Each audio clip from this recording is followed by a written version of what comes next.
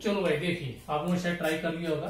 तो भाई क्या है, कह रहे 3 times of a number, same पहले वाले की तरह 3 times of a number exceeds ज्यादा है किससे जी, इट्स 3/5, उसी के 3/5 से, मतलब 3/5 ऑफ द सेम नंबर कितना ज्यादा है, ये इससे कितना ज्यादा है जी, 60 ज्यादा है, कितना 60। तो सेम उसी तरह सॉल्व करेंगे भाई।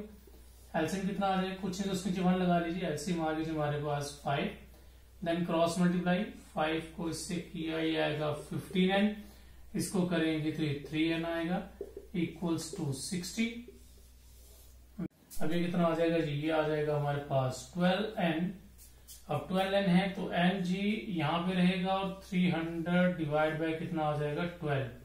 तो जो डिवाइड करेंगे तुम्हारा आंसर कितना आ गया जी 25। It means A part is the right answer. तो भाई ये दो क्वेश्चन तकरीबन मिलते जुलते थे हमारे लिए, ठीक है, तो इनको समझ ज्यादा आसान रहेगा आपके लिए। चलिए भाई स्क्रीनशॉट ले लीजिए भाई इसका।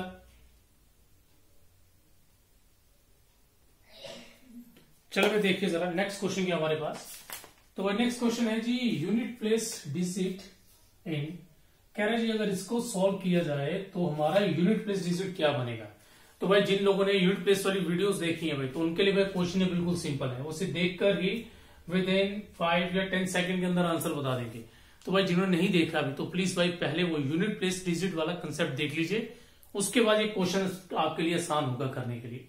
तो देखिए भाई क्या है, तो अब तो क्या करते भाई, अगर आप लोगों को याद होगा यूनिट प्लेस डिजिट के केस में हम सबसे पहले ये देखते थे कि जो नंबर है वो क्या है। तो भाई नंबर तकरीबन हमारा इवन है, इवन नंबर है, तो पावर को 4 से डिवाइड किया जाए। तो भाई अगर पावर को 4 से डिवाइड करेंगे तो पावर 4 से डिविजिबल नहीं है। अगर पावर 4 से डिविजिबल नहीं है तो क्या करते थे, बिल्कुल सही, यूनिट प्लेस पे जो नंबर है उसकी पावर रिमाइंडर आता था। तो भाई इस केस में रिमाइंडर आएगा 2। यूनिट प्लेस पे 4 है तो 4 आ गया, और अगर 102 को 4 से डिवाइड करें आप तो रिमाइंडर बचता है 2, तो वो 2 रिमाइंडर इसकी पावर आ जाएगा। प्लस सेम जी नेक्स्ट है, यहां पे यूनिट प्लेस डिजिट कितना है जी 4 है, ठीक, तो सेम वही करेंगे 4 आएगा। तो भाई इस केस में भी पावर डिविजिबल नहीं है, तो पावर को अगर डिवाइड करेंगे 4 से तो रिमाइंडर बचेगा जी 3। ओके, इस केस में रिमाइंडर 2 बचा, इस केस में रिमाइंडर 3 बच रहा है। चलो भाई कीजिए सॉल्व। 4 का स्क्वायर अगर याद होगा इट इज 16, और 4 का क्यूब कितना होता है जी, 4 का क्यूब होता है 64 होता है। तो इन दोनों का अगर सम करेंगे तो 80। इट मींस यूनिट प्लेस पे 0 आने वाला है, A part is the right answer. तो इसका मतलब कि अगर इसे हम सॉल्व करें तो इस क्वेश्चन को सॉल्व करने के बाद हमारे पास यूनिट प्लेस पे कितना आएगा, 0 आएगा। ठीक है जी, चले भाई बढ़ते हैं नेक्स्ट क्वेश्चन की तरफ। तो नेक्स्ट क्वेश्चन में क्या है कि x जो है वो एक डिजिट है इस नंबर का, और ये नंबर 11 से डिविजिबल है, 11 से। तो 11 वाला अगर कंसेप्ट आप लोगों को पता होगा, वो 11 वाला कंसेप्ट क्या था, अगर 11 वाला कंसेप्ट पता होगा तो उसमें ये था कि हमें एक डिजिट छोड़कर दूसरे डिजिट को पकड़ना होता है, मतलब एक डिजिट छोड़ो नेक्स्ट पकड़ो, अल्टरनेट डिजिट्स, या ये कह सकते हैं ऑड प्लेसेस वाले डिजिट्स का सम अलग कीजिए और इवन वालों का सम अलग कीजिए, फिर उनका डिफरेंस लेना है, या तो डिफरेंस 0 आए या डिफरेंस 11 का मल्टीपल आना चाहिए। ठीक है, तो हम यही करते हैं। अब फिलहाल तो यहां मैंने मार्कर से अलग अलग कलर दे दिया, ब्लू एंड रेड। ठीक है, तो ब्लू वालों का सम अलग करेंगे। तो भाई ब्लू वालों का सम देखा जाए तो आता है 5 + 2 + x, तो ये बनेगा जी हमारे पास 7 + x। ओके, और अगर रेड वालों का सम करें जी तो रेड वालों का सम बन रहा है जी हमारे पास सीधा सीधा 12। ठीक है, अब देखिए सिंपल सी बात है, मैंने कहा था दोनों ग्रुप का यहां तो डिफरेंस 0 आए, दोनों ग्रुप डिफरेंस कितना है 0 आए, जो 11 का मल्टीपल आए। तो इसमें सबसे बेस्ट मैंने बताया था कि हमेशा ऑप्शन पुट कर लो, वो सबसे बेस्ट रहता है। तो देखिए भाई अगर मैं 2 पुट करता हूं तो 7 प्लस और x का 2 आ जाए, तो 7 + 2 9 आएगा, और 12 - 9 3 आता है। या तो 0 आना चाहिए या 11 का मल्टीपल आना चाहिए, तो भाई 2 ऑप्शन नहीं है, ये गलत हो गया। सेम अगर 3 पुट कर दें तो 7 + 3 कितना बनेगा जी 10, तो अगर 12 - 10 किया तो 2 आएगा, तो भाई ये ऑप्शन भी गलत हो गया। हमें जहां तो 0 आना चाहिए, यहाँ 11 का मल्टीपल आना चाहिए। चले भाई अगर 5 पुट करते हैं तो 7 + 5 12 आ गया। लो जी 12 - 12 0, तो इसका मतलब C part is the right answer. ठीक है, तो भाई अगर देखा जाए तो इधर डायरेक्ट भी पता चल जाता, 7 में कितना प्लस करें 12 बन जाए, तो 7 में 5 प्लस करेंगे तो 12 बनेगा, डायरेक्ट 5 भी आ जाता है। बट अगर कई बार डायरेक्ट नहीं पता चले तो भाई ऑप्शन यूज करना सबसे सही रहता है। चलिए भाई ले लीजिए भाई इनका स्क्रीनशॉट। चलिए भाई देखिए जरा नेक्स्ट क्वेश्चन क्या हमारे पास, 9th क्वेश्चन है हमारा। क्या सम ऑफ 2 नंबर्स इज 40, दो नंबर का जो सम है वो 40 है, एंड देयर प्रोडक्ट इज 375, और उन दोनों का जो प्रोडक्ट है वो 375 है। ठीक है, तो क्या करना है जी, सम ऑफ देयर रेसिप्रोकल, उनके रेसिप्रोकल का सम निकालना है। तो भाई देखिए नंबर्स तो मेरे पास है ही नहीं, तो मान लेते हैं ए और बी दो नंबर्स हैं, ए एंड बी दो नंबर्स हैं जिनका सम कितना है जी 40, मतलब ए प्लस बी हमें दे दिया जी 40। ओके, और साथ क्या है प्रोडक्ट, मतलब ए इंटू बी कितना आ गया 375। ठीक है, दोनों का सम 140 है और प्रोडक्ट कितना आ गया जी हमारे पास 375।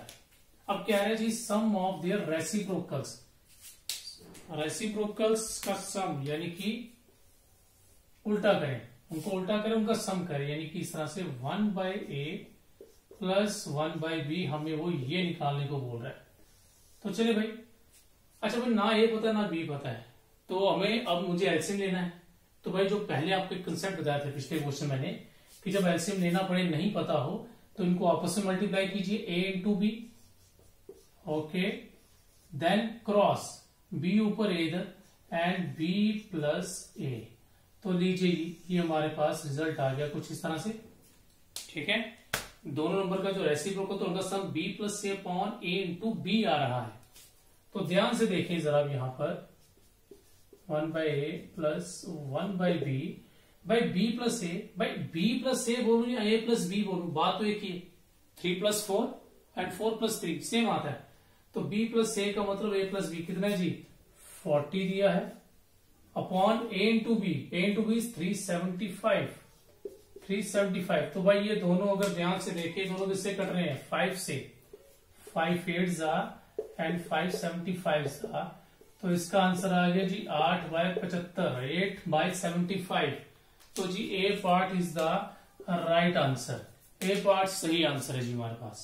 ठीक है जी, दो नंबर का सम था, प्रोडक्ट था, रेसिप्रोकल का सम पूछा, तो रेसिप्रोकल पे भाई दोनों को इकट्ठे मल्टीप्लाई कर दिया एलसीएम के लिए, देन क्रॉस मल्टीप्लाई, तो जो वैल्यूज गिवन थी वो पुट की, हमारा आंसर आ गया जी।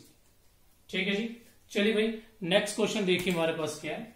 कह रहे कि 1/4 of a number, sorry 1/3 of 1/3 of 1/4 of a number is this. तो देखिए भाई यहां पे 1/3 ऑफ का मतलब जी मल्टीप्लाई है, 1/3 को किससे मल्टीप्लाई करना है 1/4 से करना है, 1/3 को 1/4 से मल्टीप्लाई करना है, again of multiply A number, किसी नंबर से, वो नंबर नहीं पता तो एन ले लेंगे। ठीक है, आप देखिए जरा 1/3 of 1/4 of a number, 1/3 of 1/4 of a number is मतलब इक्वल टू कितना है जी 15 है, कितना है 15 15। तो भाई अब देखिए इधर कुछ नहीं तो 1 डाल सकते हैं फिलहाल, तो सबको भाई ऊपर मल्टीप्लाई करो, एन को 1 से करें तो एन ही रहेगा जी, ये 3 4 12 1 12 इक्वल्स टू 15, तो विच इंप्लाइज 12 मल्टीप्लाई होगा तो नंबर कितना आ गया जी 180।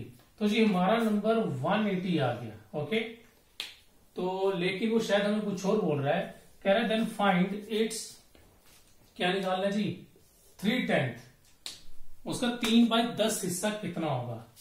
तो नाउ क्या निकालना है 3/10 ऑफ द नंबर। ठीक है, तो चलिए भाई 3/10 ऑफ द नंबर निकालेंगे, 3/10 of the number, number is 180, तो ये कट गया, इट बिकम्स 54। तो by 54 it means D part is the right answer. ठीक है, तो देखिए भाई नेक्स्ट क्वेश्चन क्या है 11th हमारा। तो भाई 11th क्वेश्चन में कह रहा है कि जो sum of 3 consecutive odd numbers, 3 consecutive odd numbers हैं, उनका सम हमें दिया हुआ है कितना, 147। तो भाई देखिए जब भी कभी कॉन्जिक्यूटिव नंबर्स की बात होती है तो भाई कॉन्जिक्यूटिव नंबर्स होते हैं जो साथ साथ वाले नंबर्स होते हैं। ठीक है, जैसे मान लीजिए अगर मैं बोलूं कि 5 है तो 5 का कॉन्जिक्यूटिव 6 आता है, 7 आता है, 8 सो ऑन। तो ये है जी कॉन्जिक्यूटिव नेचुरल नंबर्स आ गए हमारे कुछ। ठीक है, तो कॉन्जिक्यूटिव नेचुरल नंबर मतलब जो साथ साथ वाले होते हैं। बट अगर मान लीजिए कॉन्जिक्यूटिव ऑड या इवन की बात करता है, सिर्फ कॉन्जिक्यूटिव ऑड और इवन की बात करता है, तो हम सिर्फ ऑड नंबर की बात करेंगे फिर। और अगर इवन बोलेगा कॉन्जिक्यूटिव इवन नंबर, तो सिर्फ इवन की बात होगी। ठीक है, तो हमेशा याद रखना अगर कभी कॉन्जिक्यूटिव का केस आता है तो कॉन्जिक्यूटिव नंबर होते हैं जो साथ साथ वाले हों, मतलब नेक्स्ट नंबर उससे अगला नंबर, और उनमें डिफरेंस हमेशा कितना रहता है जी, 1 का, एक का फर्क रहता है। जैसे मान लीजिए अगर कॉन्जिक्यूटिव नंबर्स की बात कर रहा था, मैंने बोला 5, 6, 7 और 8, इनमें एक का फर्क है। 5 के बाद 6 में किया 7, 7 में किया तो 8, कुछ इस तरह से बनते हैं।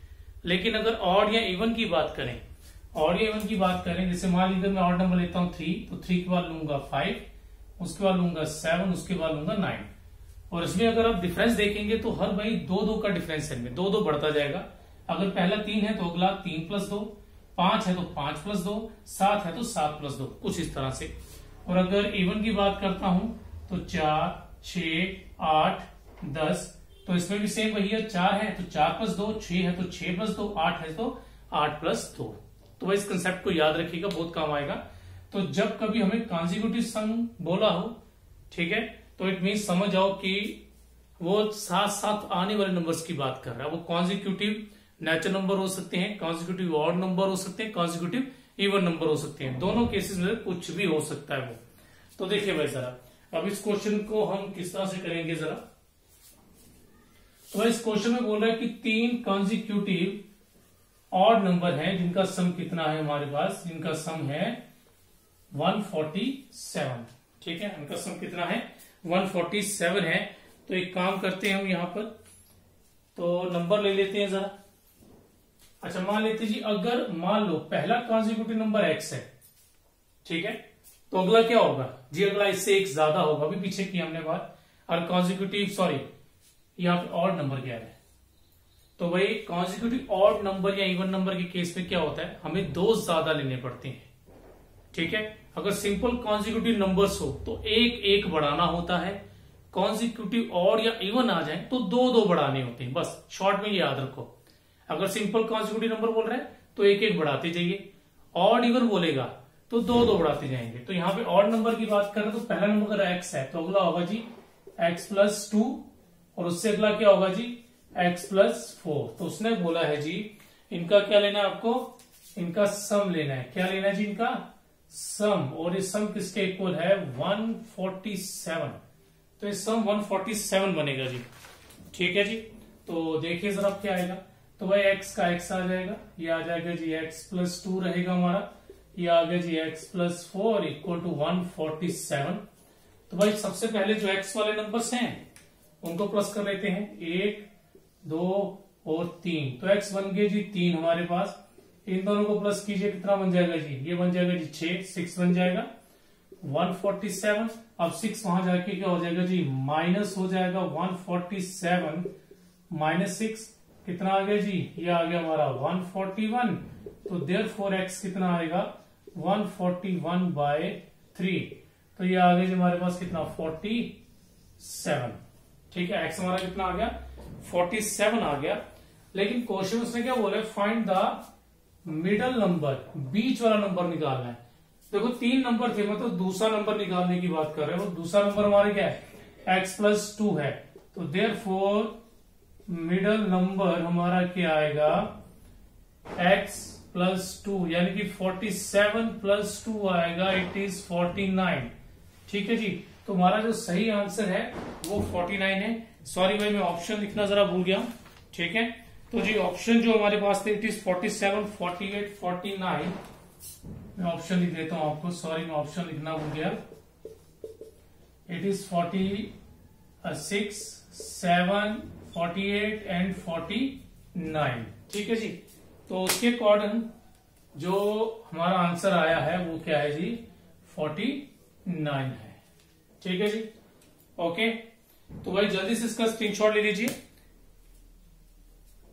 चले भाई देखिए, अच्छा भाई ये तो थोड़ा सा लेंथी मेथड है, ठीक है। अभी मैं जो कंसेप्ट बताऊंगा उसको जरा ध्यान से समझ लेंगे तो क्वेश्चन हमारा विद इन 5 सेकेंड खत्म हो जाएगा जी। ठीक है जी, बिल्कुल भाई, विद इन 5 सेकेंड्स के अंदर हम आंसर निकाल लेंगे इसका, हमें ज्यादा समय नहीं लगेगा। ठीक है जी। तो मान लेते जी हम कि ये क्वेश्चन दिया था हमें और उसने कहा था जी 3 कॉन्जिक्यूटिव ऑड नंबर है जिनका सम 147 है, 147, और आपको मिडिल नंबर निकालना है। ठीक है, इसका मतलब 3 नंबर है ए, बी और सी जिनका सम 147 है, आपको मिडिल नंबर निकालना है। हमेशा याद रखें भाई, जब भी कॉन्जिक्यूटिव नंबर्स में सम वाला केस आए, आपको कॉन्जिक्यूटिव नंबर्स में सम दिया हो, फिर चाहे वो ऑड हो इवन हो, जो मर्जी हो, ठीक है, वो जितने नंबर का सम दिया है, ठीक है, कितने नंबर का सम है जी, सम ऑफ 3 नंबर, ठीक है, और कितना सम है, ये 3 नंबर्स का सम है, और कितना दिया है 147।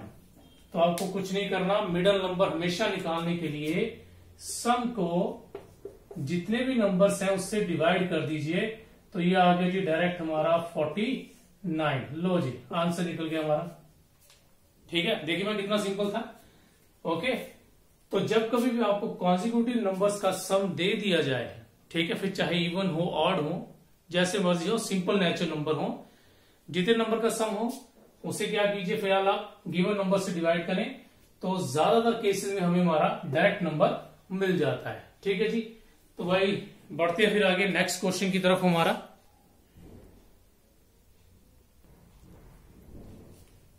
तो भाई 12th क्वेश्चन हमारे पास क्या कह रहा है, वो कह रहा है नंबर इज डबल, एक नंबर को डबल किया गया एंड 9 इज एडेड, उस नंबर में फिर 9 को ऐड कर दिया गया। If the result is multiplied by 3, फिर कह रहा है उस रिजल्ट को 3 से मल्टीप्लाई करेंगे तो हमारा आंसर कितना आएगा 75। तो देखिए क्या बोल रहा है, तो भाई हमें वो नंबर निकालना है, तो नंबर तो हमें पता नहीं है, तो एक काम करते हैं, तो नंबर हम क्या ले लेते हैं जी, नंबर एक्स ले लेते हैं। मान लीजिए वो नंबर एक्स, अब जिससे जैसे वो कह रहा है वैसे करेंगे। नंबर ले लिया जी, नंबर क्या आ गया एक्स, इज डबल, इसको डबल करें, एंड 9 इज एडेड, 9 को ऐड कर दीजिए। इफ द रिजल्ट, जो भी रिजल्ट आए, मतलब ये चीज जो आई है मल्टीप्लाइड बाय 3, इसको 3 से मल्टीप्लाई कीजिए। ठीक है, 3 से क्या कर दीजिए, मल्टीप्लाई कीजिए। वी गेट, मतलब जो आंसर आएगा वो 75 आएगा। तो लीजिए भाई क्वेश्चन हमारी तैयार होगी, नंबर का डबल किया, then 9 is added and the result is multiplied by 3, then we get 75। What is the number? तो देखिए इसको कैसे करेंगे। तो भाई ये चाहे आप ब्रैकेट ओपन कर सकते हैं, ये 6x आ जाएगा, 3 इसको भी करेगा, 3 इसको भी करेगा, ये 27 आ जाएगा। ओके, याद रखिए जब भी ब्रैकेट ओपन होती है तो वो अंदर वाली सभी टर्म्स को मल्टीप्लाई करना पड़ता है। ठीक, तो 6x, ये 27 वहां जाके माइनस हो जाएगा। ठीक है जी, तो हमारे पास कितना आ गया जी, ये आ गया हमारे पास 48। अब 48 आ गया तो 6 जाके जब इसको डिवाइड करेगा तो x कितना आ जाएगा जी, 48/6 इक्वल्स टू 8। तो इट मीन्स हमारा जो सही आंसर है वो 8 है, 8 यानी कि सी पार्ट। तो C part is the right answer जी हमारे पास। चलिए भाई जल्दी से इसका स्क्रीनशॉट ले लीजिए। चलिए जी देखिए 30th क्वेश्चन में हमें क्या कह रहा है, वो 30th क्वेश्चन में कह रहा है कि the smallest number which must be added to 1000। कह रहे 1000 में हम कितना ऐड करें ताकि ये 45 से डिवाइड हो जाए, मतलब जो भी नया सम बनेगा 1000 में आप कितना ऐड करें ताकि वो जो नया नंबर बनेगा या नया सम बनेगा वो 45 से एग्जैक्टली डिवाइड का मतलब होता है कि रिमाइंडर 0 आना चाहिए। ठीक है, तो भाई देखिए क्या करें। देखो इसमें एक तरीका तो है कि आप ऑप्शन यूज करें, ऑप्शन को इसमें प्लस करें, देन 45 से डिवाइड करें। तो मान लीजिए अगर पहला या दूसरा ऑप्शन हो तो बहुत बढ़िया है, वो एकदम से जल्दी निकल जाएगा।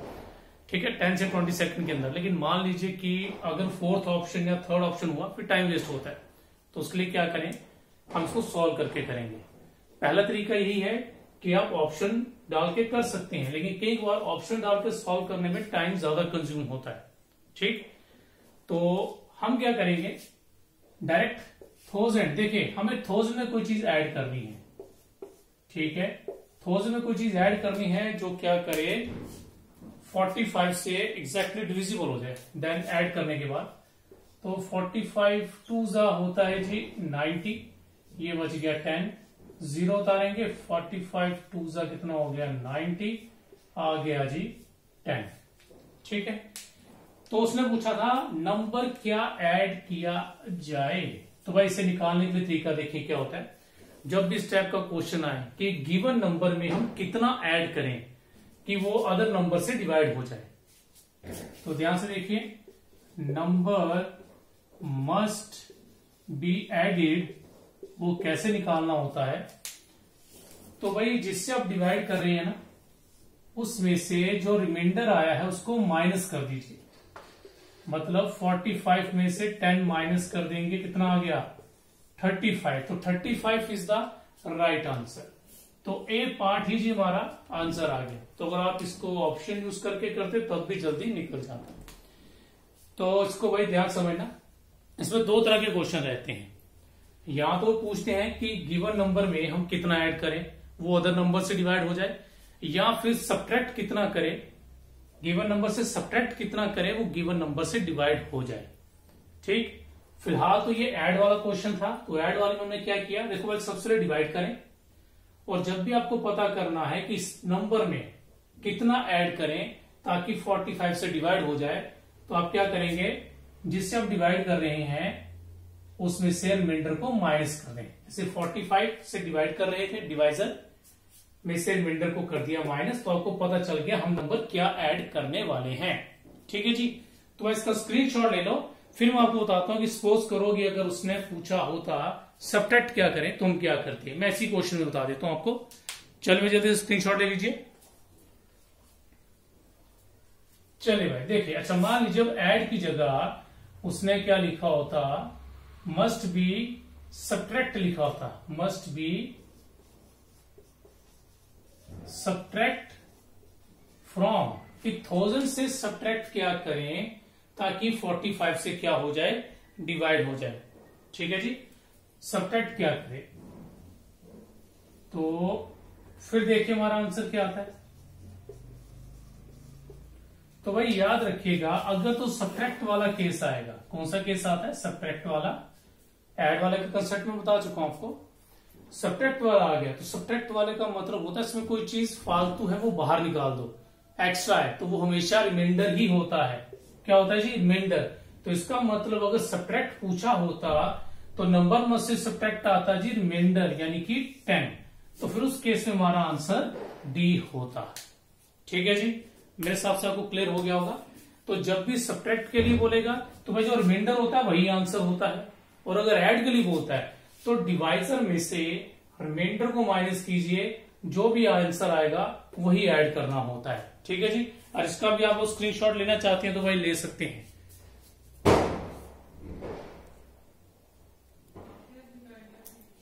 क्वेश्चन नंबर 14 में देखिए हमें क्या दिया है। क्वेश्चन 14 में कह रहा है कि, क्वेश्चन 14 में बोल रहा है वो कि अगर 17 पावर 200 को डिवाइड करें 18 से तो रिमाइंडर क्या आएगा। मतलब वो ये कह रहा है कि अगर ये है और इसको 18 से डिवाइड किया जाए तो हमारे पास क्या आने वाला है। तो भाई देखिए ध्यान से, इसमें याद रखिए एक चीज को आप, कि इसमें क्या है, हम छोटे को बड़े से डिवाइड कर रहे हैं। ठीक है, वही आ गया फाइंड द रिमाइंडर वाला कंसेप्ट, कि जब छोटे को बड़े से डिवाइड करते हैं तो हमें क्या मिलता है। तो भाई जब भी छोटे को बड़े से डिवाइड करेंगे तो हमारे पास क्या आता है रिमाइंडर। उसके लिए देखना पड़ता है जी पावर को। जब छोटे को बड़े से डिवाइड करें, मतलब एक नंबर को उसके सक्सेसर से डिवाइड करें तो पावर देखी जाती है। अगर पावर इवन है तो रिमाइंडर 1 आता है, और अगर पावर ऑड हो तो रिमाइंडर नंबर इटसेल्फ आता है। बट यहां पावर इवन है तो आंसर ये आएगा। ठीक, अच्छा मान लीजिए अगर 200 की का 201 होता, और 200 की का 201 होता, पावर ऑड होती तो फिर आंसर 17 आना था। लेकिन इस क्वेश्चन के अकॉर्डिंग देखा जाए पावर इवन है तो रिमाइंडर 1 आएगा। ठीक है जी। अब चलते हैं नेक्स्ट क्वेश्चन। तो भाई कुछ अलग सा क्वेश्चन है ये। तो देखिए इसमें क्या कह रहा है, अगर इन सबको डिवाइड किया जाए तो बताइए एग्जैक्टली किससे डिवाइड होंगे। अब देखिए भाई एग्जैक्टली डिवाइड बताना थोड़ा सा मुश्किल रहता है इन केसेस में। ठीक, तो फिर इसमें हम क्या कर सकते हैं, यूनिट प्लेस वाला कंसेप्ट लगा सकते हैं। कौन सा कंसेप्ट, यूनिट प्लेस वाला। ठीक, ओके।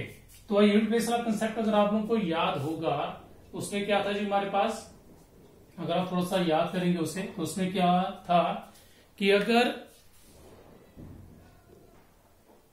पावर को 4 से डिवाइड किया जाता है, ठीक है, अगर पावर को 4 से डिवाइड करें तो क्या आता है। ठीक है, देखें तो भाई अगर इसको पावर को 4 से डिवाइड करें तो रिमाइंडर क्या बचता है जी, 1 बचेगा। तो आप लोगों को याद होगा फिर उसमें क्या लिखते थे यूनिट प्लेस के लिए हम, कि अगर रिमाइंडर जो बचता है वो उस नंबर की पावर आता है, मतलब 4 की पावर 1 प्लस इसको अगर 4 से डिवाइड करेंगे 62 को तो रिमाइंडर बचेगा जी 2। रिमाइंडर 2 बचने का मतलब है इस 4 की पावर जो रिमाइंडर आया है 2 वो रहेगा।